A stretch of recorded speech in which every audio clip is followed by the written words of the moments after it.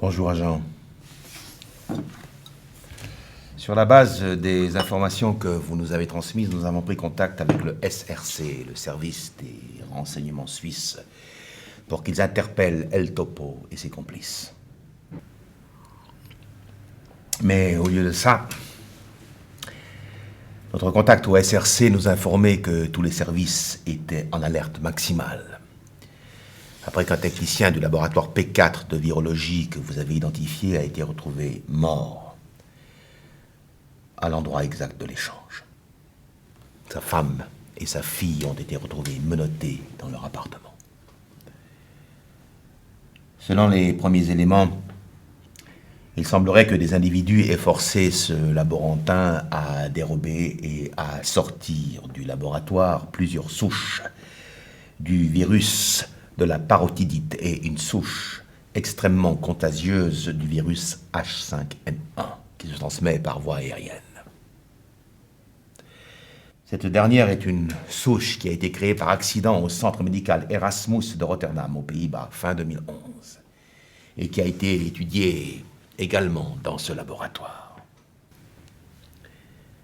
On ne comprend pas pourquoi le virus de la parotidite, dont on peut assez facilement guérir, mais pour le H5N1, tout le monde est sur les dents.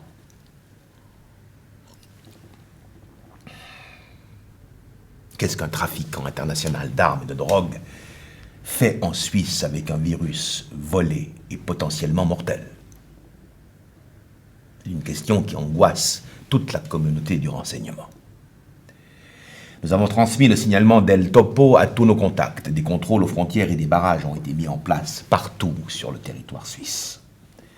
Avec l'aide de la NSA, nous avons mis en place dès votre signalement l'interception et l'analyse systématique de toutes les conversations par le réseau téléphonique ou Internet sur un rayon de 400 km.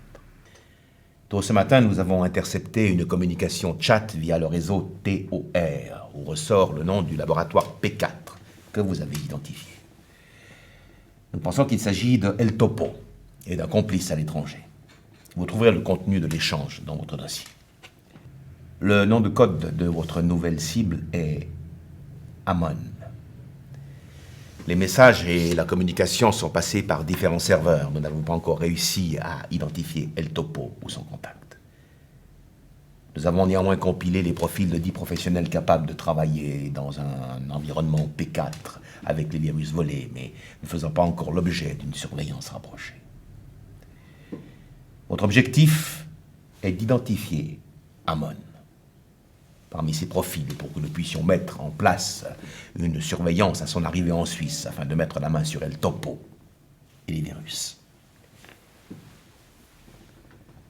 Il y a urgence. Le monde risque la paralysie et la psychose si on apprend qu'un criminel international se balade avec un virus potentiellement mortel dans sa valise. Vous avez 48 heures pour transmettre l'identité d'Amon via notre interface de communication.